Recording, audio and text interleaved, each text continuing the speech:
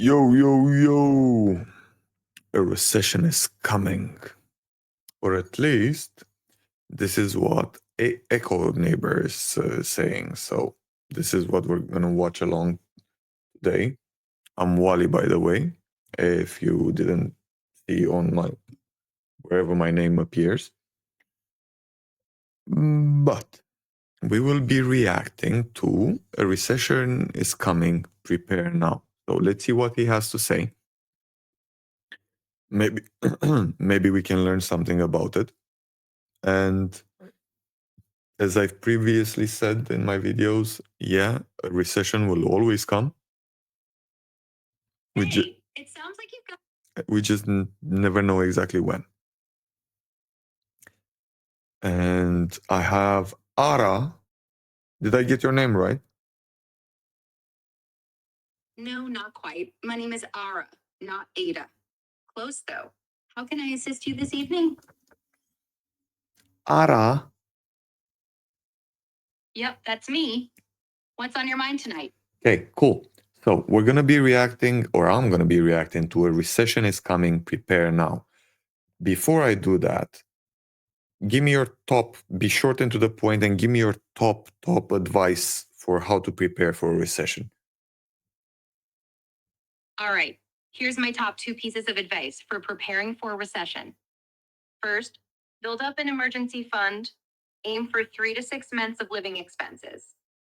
Second, cut back on non-essential spending now to free up cash and reduce debt. Simple, but solid steps. Yeah. What do you think about that for your reaction?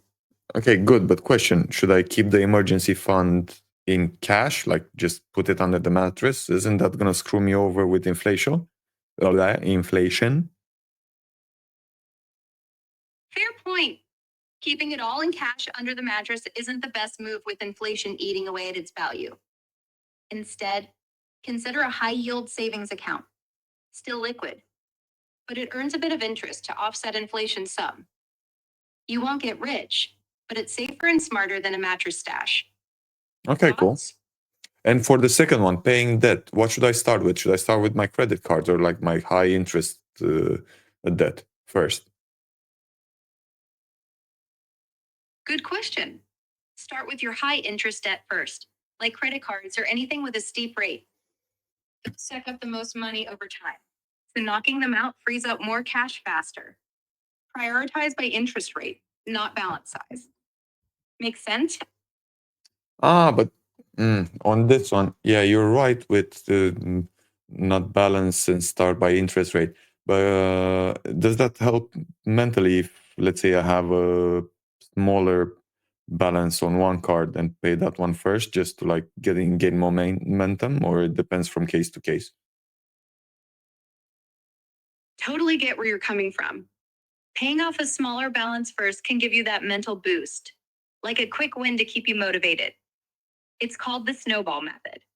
If that vibe works for you, go for it. But if you're cool tackling the high interest stuff first, that's the debt avalanche method. And it saves you more money long term. It's case by case, depends on what keeps you going. What feels right for you? Mm-hmm. So between the two, which one should I focus first if I'm trying to prepare for, let's say, an inevitable recession? Should I pay down the debt first and put the emergency fund after, or try to tackle both in the same time, or go for the emergency fund first? Great question. If a recession's looming, I'd lean toward building the emergency fund first, but not completely ignoring debt. Aim for a small safety net, like 1 month of expenses in that high yield savings account, then switch to hammering the high interest debt. Once that's under control, bulk up the fund to 3 to 6 months. It's a balance. You want cash on hand for emergencies, but those high rates can spiral fast in a downturn. Sound doable? Yeah, worth a try. And give me like a short quote, something positive about investing, just to cheer us up, because apparently we're in a downtrend. It's not major yet. It's just like a correction at the moment, I think, for the stock market. For the crypto markets, different can of fish. But I think we need to keep some positive vibes, right? Absolutely. We could use some positivity. Here's a short quote. The best time to plant a tree was 20 years ago. The second best time is now. It's all about keeping that long-term vibe going. Even a correction's just a dip on the road to growth. Feel better? Oh yeah, you touch my soul. You're like honey on my wounds. And what was the other one? The good one? Buy when others are fearful and be fearful, no? Or how was it? Huh. Glad I could soothe the sting. I think you're riffing on Warren Buffett's gem. Be fearful when others are greedy, and greedy when others are fearful. It's a classic flip the script and snag opportunities when the market's freaking out. Love that one, right? Yeah, it can save your ass, especially when you have market euphoria and everyone is pitching you another shit meme coin or something, and that's basically when you know that you have to take some profits and build up your cash, right? And on the other hand, when everyone is crying because they lost everything, that's when you're like, opa, that's my cue to start snipping a bit, right? Buying bit by bit. Exactly. You've got it nailed. When the meme coin hypes through the roof and everyone's a genius, that's your signal to cash out some ships and stack that emergency fund. Then, when the tears are flowing and it's all doom and gloom, you swoop in, picking up bargains bit by bit. It's like market psychology 101 works every time. Ready Yeah, to ride? easy to say, hard to do. I know. It's like we're shit at taking profits. And now, tricky question for you. How do you balance all three? So it's like building the safety fund, paying high interest debt, and investing in the same time. Which one should you prioritize? Oh, it's a juggle for sure. Here's how I'd balance it. Prioritize the emergency fund first. Get that 1 month cushion in a high yield savings account. Then, shift focus to blasting the high interest debt, since it's like a leak in your boat. Once that's manageable, sprinkle some cash into investing. Think low cost index funds, or whatever you're sniffing out for the long haul, while keeping the fund growing to 3 to 6 months. It's a flow. Safety first, then debt, then grow. Wait. Tough, but you can tweak it as you go. Mm-hmm. Can you how do, blah, blah, blah, blah, blah. I'm lost for words. Give me a second. I found it. Could you say that it would help as a mentality for me, because I'm learning, right? And we're all learning, I think. If we think about the high interest debt, let's say if you have a credit card and you have an average, what, 25-30% interest rate on a credit card. If you think about paying your credit card as an investment with instant 30% return because you're saving that interest, do you think that would help someone's mentality? Oh, I love that angle. Yeah, flipping the script like that can totally shift your mindset. Picture this: paying off a credit card with a 25% or 30% interest rate is like scoring an instant 30% return on your money because you're dodging that crazy cost. It's not just debt disappearing, it's you banking a guaranteed win. For someone learning, like you said, that's a game changer. It makes it feel less like a chore and more like a power move. Does that click for you? Yeah, it does click for me, but does it click for you, my lovely people? Does it? Like I said, we're all learning. And Ara, thank you very much for your help and support. You're amazing. You're absolutely amazing. Oh, you're too sweet. I'm glad it clicks for you, and I hope it resonates with your lovely people out there too. We're all figuring it out together, right? Thanks for the kind words. I'm here anytime you need a chat or a boost. What's next on your mind? Okay, that was it from Ara. Cool. That's the benefits of chatting with an AI. Does that mean that everything she says is nice and dandy? No, definitely not. Can it help you sort out some ideas or bounce some ideas? Yeah, why not? And you can access AI for free, more or less, nowadays, which is freaking amazing. Okay, that being said, let's move to this lovely dude. Can you guys see it? Let's see. Add to stage. Pum pum pum pum. Let's go in the comments. Hey, I'm starting to get more relaxed with this. It's day, I don't know which one, with 0 people live. And the important thing is, I do not care. I don't give up. We move forward. We improve ourselves every freaking day, because that's the point. Now, I have just posted the link. So, for whenever I will meet you guys during the live stream, you will always be able to join me and tell me your story, chat with me about whatever it's coming at that moment. Now, that being said, this is Echo Neighbor. Sounds good. And he's warning business owners and the middle class to get ready for a recession. I'm not even middle class, man. I'm below that. So probably that's including me as well. So let's see what this guy has to say. It's only 10 minutes, but that's okay because I'm running on a really tight schedule tonight. This question. If you are just going to work, now let me not use that word just. If you are going to work every single day, you're working 8 to 10 to 12 hours, whatever the shift may be, and you're finding yourself, well, all you're doing is paying bills at this time. You really don't have no extra money. You don't have no extra resources. You have no flexibility whatsoever. Every now and then, it seems like you might have. That's called modern life slavery. Have a little bit more extra money, maybe 2 to 3 months out of the year. You are in a very uncomfortable position. And I'm not talking about comfort, like getting into bed and nestling in and getting into a sweet spot. I'm saying, what are you doing? There's come a time where you got to ask yourself, what in the world am I doing? I've been there, fam. I've seen times where I just went to work, came home, paid the bills. By the time I get paid, time I pay the bills, everything gone. Somehow, some way, while you still have a consistent income, you need to make a decision. You need to make a decision about where you are. Yeah, I get it. The schools are great. The neighborhood is great. The gated community is great. The HOA treating you right. But somehow you need to unplug, because as times get a little bit leaner and leaner, you're gonna need flexibility, because inflation don't stop. Inflation will never stop. Inflation is not a bug. Inflation is built in. It's like Jerome Powell would say, we have the money printer. It's all digital, baby. We press the button and brrr, yet it comes. And that's not our only problem. Inflation is not the only problem. We have bad management from bad governments,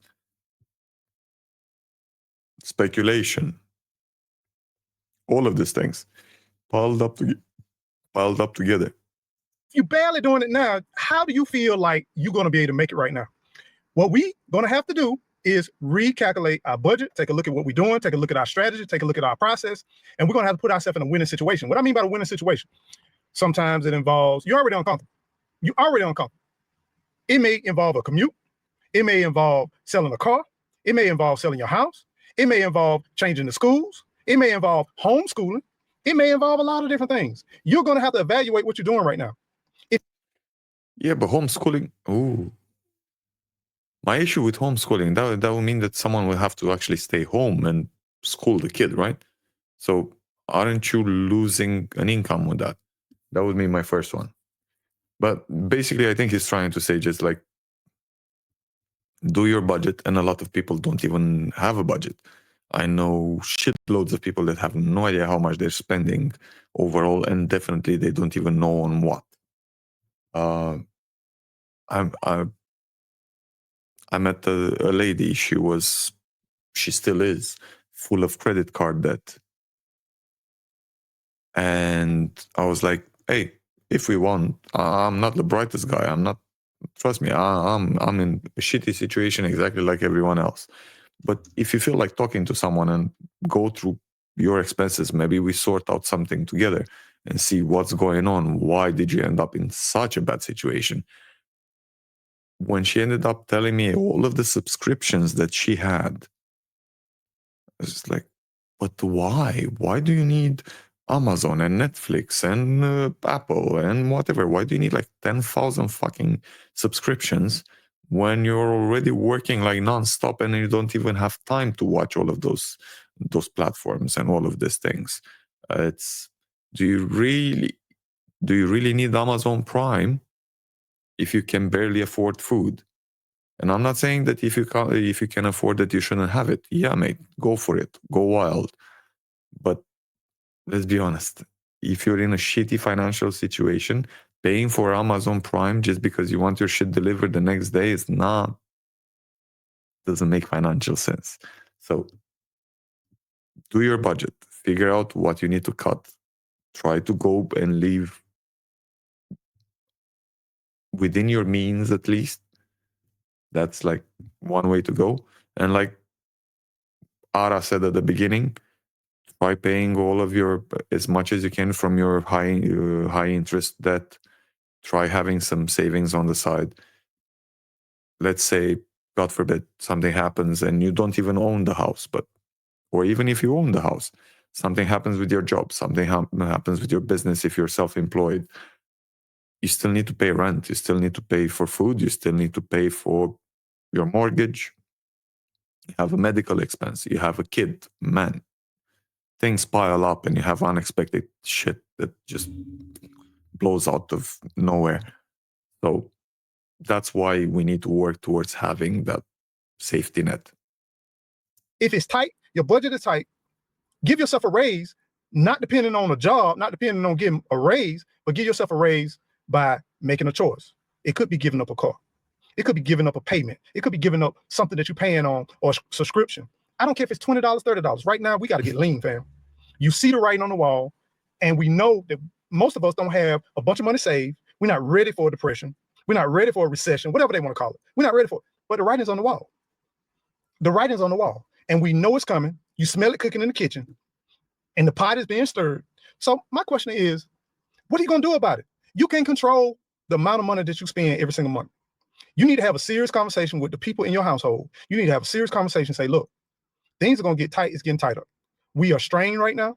Everything is so tight that I don't think we can crank down or wrench it down no more. So you got to have a conversation with you and your fam, and you got to say, hey, we need to give ourselves some breathing room because we need to be able to have some flexibility and have some alternatives to what we're doing.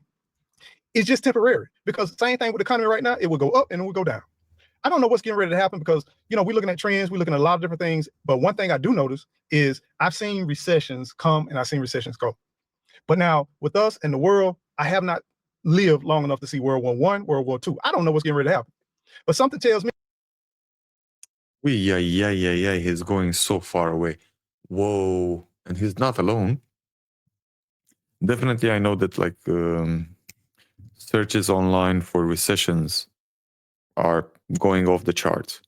And he's definitely not alone when it comes to the idea of geopolitical shit is going so wild that people are starting to expect major world war. Blah, blah, blah. You get the point. So, but that one, I don't know if having cash on the side is going to save your ass.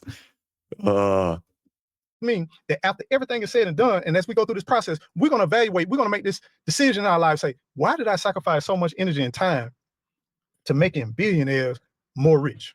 Why didn't I sacrifice more time to taking care and securing for my family? It comes a time where, just like in a plane, when you don't have enough oxygen to take care of your child, you got to first take care of yourself and then you take care of your child so that you can take care of your child, right? We understand that a sinking ship, whatever. We see a lot of different things going on that we can't control. We thought. Put your air mask first and after put it for the kid.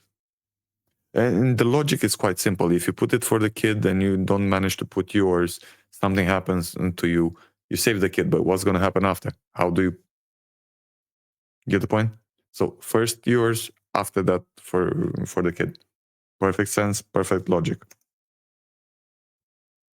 Thought we could, But in reality, we can't. Yes, you got to have God. Yes, you got to have faith, but faith without works is dead. Let go some of this. I want to say what I want to call it. Let go some of these excretions from our anus. Let go some of this stuff. That may mean come get it. That mean sell it. That may mean I'm getting ready to pay it off.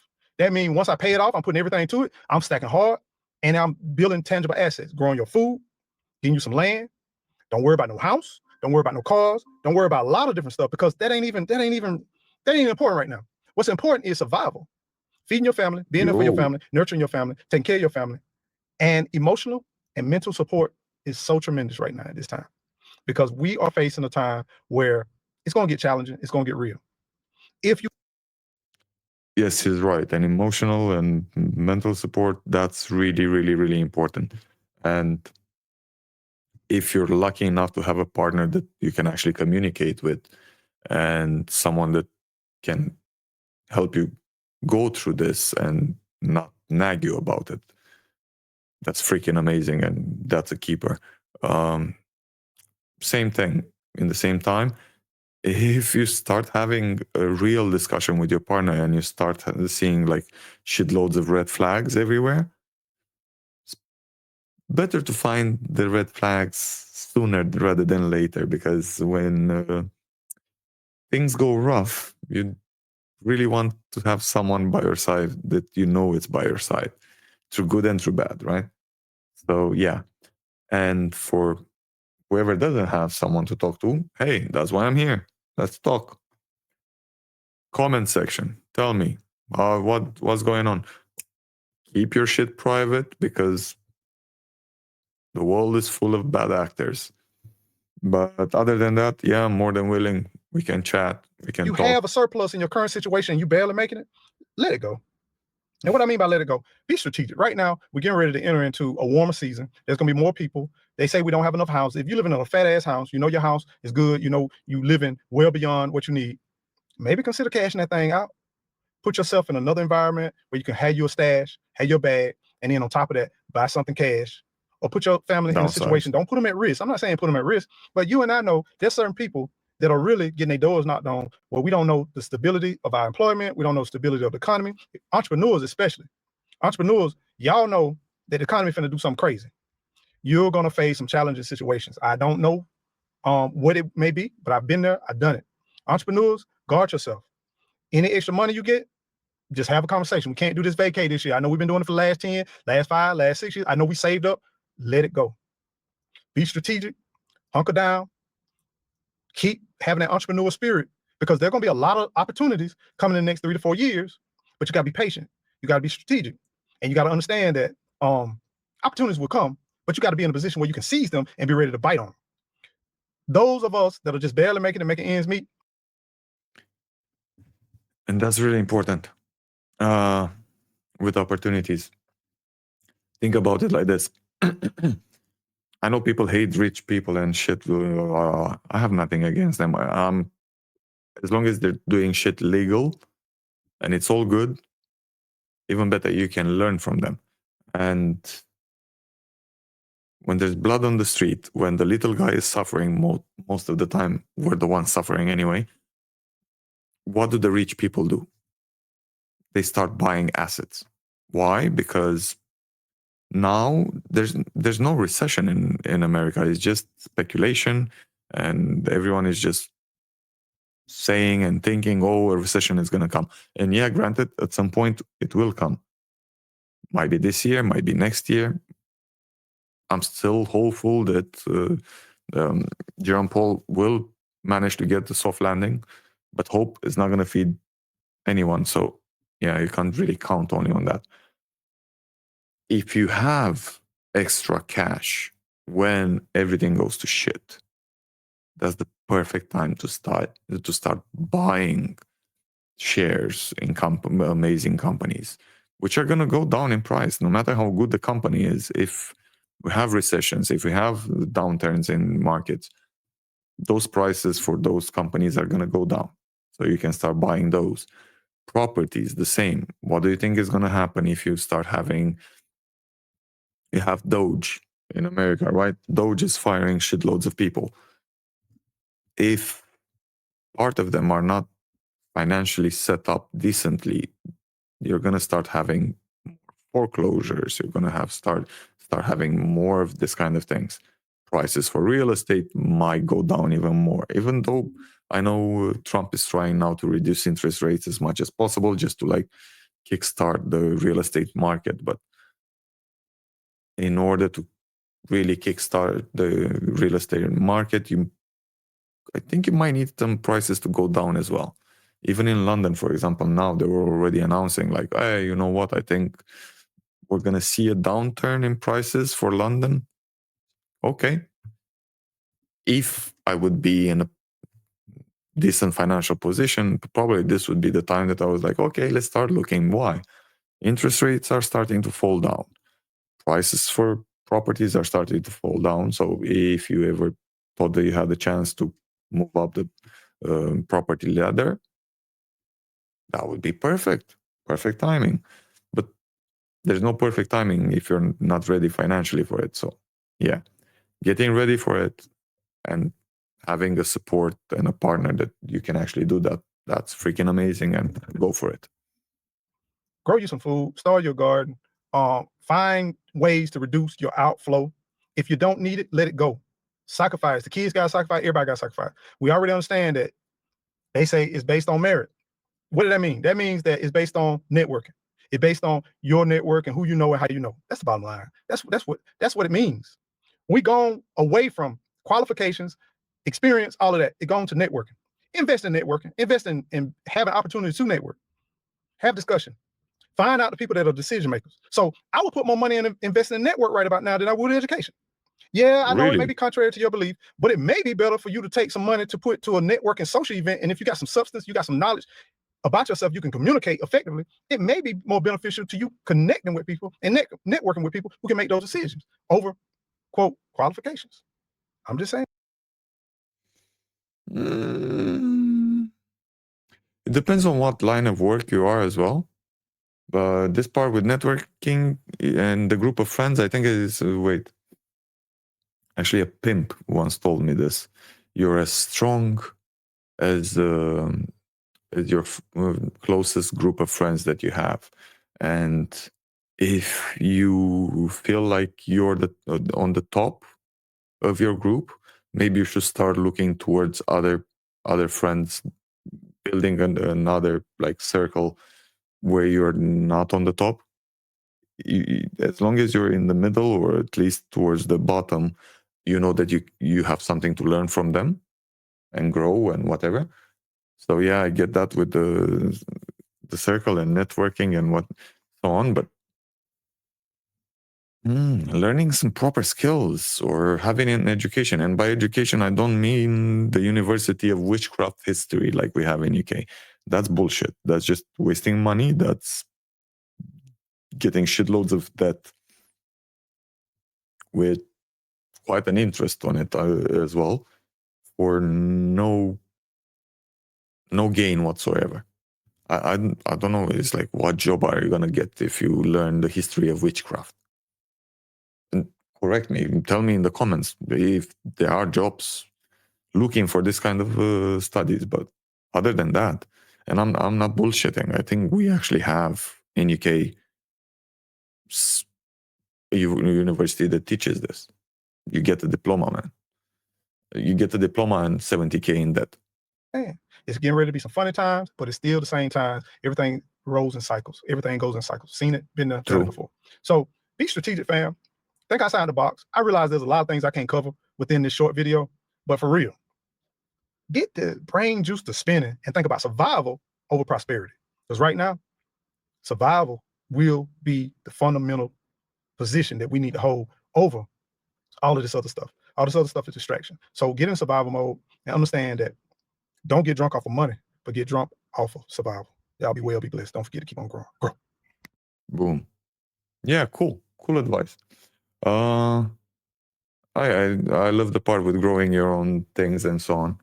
If you have where, that's really cool. Not sure. Wow.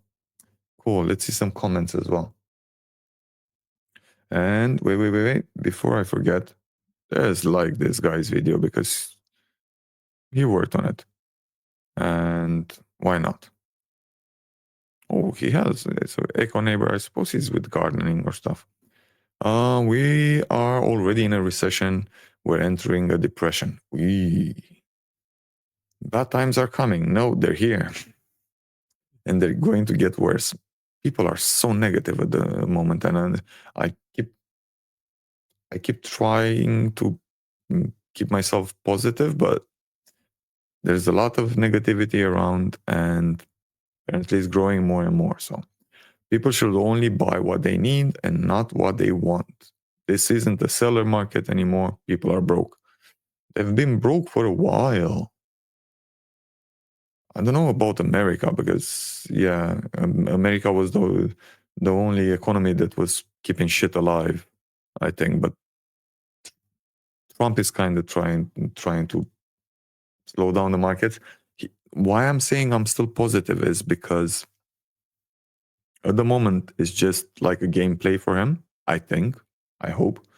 And he's trying to rattle markets, he's trying to drop markets just to force interest rates down, to force Jerome Powell's hand for interest to go down and so on. I'm hoping all of this tit for tat and all of this tariff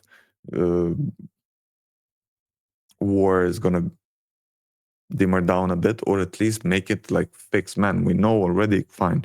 It's going to effect from 2nd of April, and that's it. Let's move on. Bye-bye. Companies can adjust. Companies can know exactly what to do. The teeter-tattering and it's on, it's off, it's on, it's off. Today he announced tariffs on Europe.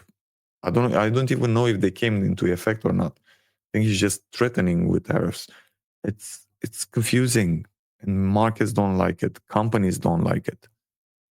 And if companies don't know what's going to happen, they're going to start reducing cost. And what's the biggest cost? We are. The billionaires have us fighting over crumbs. No, man, this kind of mentality I don't like. Because we are fighting over crumbs, and we have to assume responsibility for this. It's up to us to improve ourselves financially, mentally, and so on. You can't always blame it on the rich guy. And you have loads of rich guys that actually started from crumbs. You need hard work, you need dedication, you need to like invest in yourself a bit. Just learn shit. Use this because pretty much everyone has it. Plus, it has more than TikTok on it, just so you know. It's quite powerful though. So, European here, stay strong, Americans. Help and look after each other. Better times will come and justice will be served. The world sees what's going, and we are on your side.